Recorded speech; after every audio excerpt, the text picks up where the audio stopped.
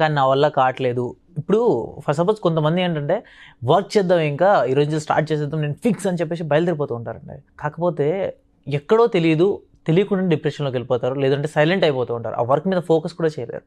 ఆ టైంలో వాళ్ళ మైండ్ని ఏ విధంగా సెట్ చేసుకోవాలంటారు? మనకు అలా అనిపించినప్పుడు మామూలుగా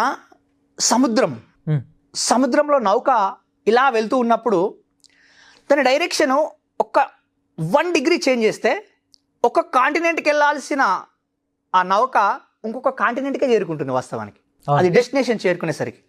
ఇటువంటి సందర్భం వచ్చినప్పుడు ఒక చిన్న థాట్ ప్రాసెస్లో చేంజ్. నువ్వు నించునే విధానం చేంజ్ అయ్యి, కూర్చునే విధానం చేంజ్ అయ్యి, చూసే విధానాన్ని చేంజ్ అయ్యి, కూర్చునే దగ్గరే పక్కకు తరికి కూర్చో.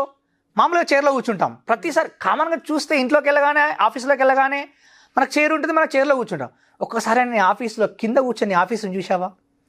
మీ ఇంట్లో